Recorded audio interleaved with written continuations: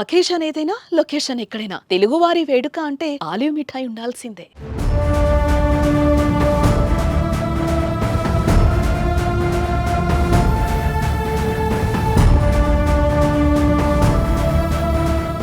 I'm not in a current state to follow the news and all.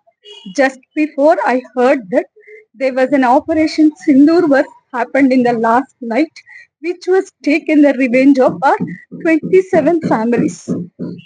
The name itself is telling that Operation Sindoor. Sindoor means we all lost our husbands. That means our lives. One way I should thank to Modi that we are so innocent people. They saw Modi on us. So also saw Modi also owned us and took this revenge on them. Thanks to Modi and also all the 27 families. Our lives all are shattered now.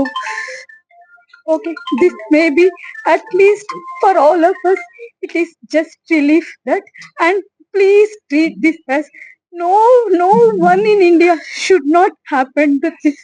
Whatever this terrific and these terrorists happened to all our 27 families, this should not happen to anyone in India.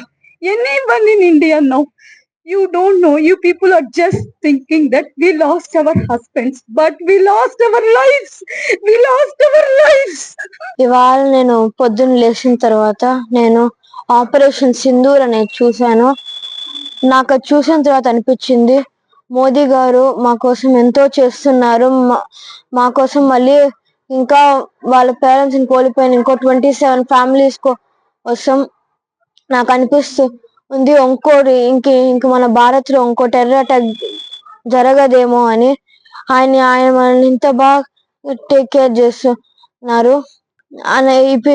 ఇది just ఆయన beginning step. ఆయన ఇంకా మన కోసం చాలా చేస్తాడు అనే confidence వచ్చింది నాకు. ఇంకా కొంచెం కూడా భయం లేదు.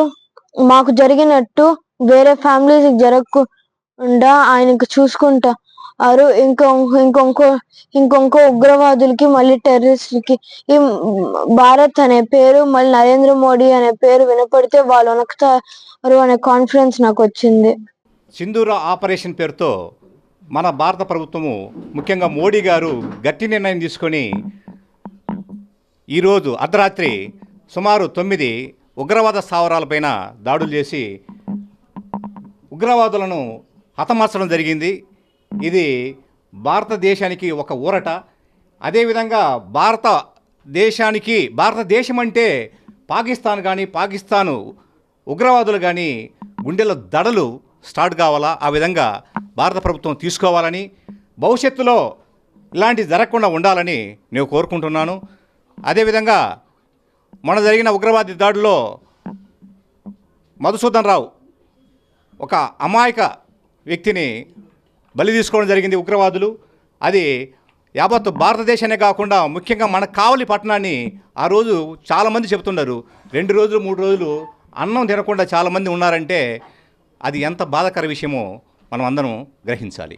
ముఖ్యంగా ఈ 26 మందిని ఉగ్రవాదులు మన భారతదేశ తీర్థయాత్రికులపైన దాడులు చేసి చంపడం జరిగింది. ఈ అర్ధరాత్రి ఉగ్రవాదులను 30 మందిని హతమార్చడం కొంతవరకు కుటుంబానికి కానీ బంధువర్గానికి కానీ కావల్లో ఉన్న ప్రజలకు కొంతవరకు ఊరట ఇచ్చిందని ఈ సందర్భంగా తెలియజేస్తున్నాను. ఈ దాడిపైన ముఖ్యంగా ఇంకా ఉగ్రవాది అనేవాడు లేకుండా భారతదేశం వైపు చూడకుండా పాకిస్తాన్ ఆర్మీ కానీ పాకిస్తాన్ ఉగ్రవాది కానీ చేయాలని భారత ప్రభుత్వం తీసుకొని నిర్ణయం ఉగ్రవాది అనేవాడు లేకుండా చేయాలని నేను కోరుకుంటున్నాను.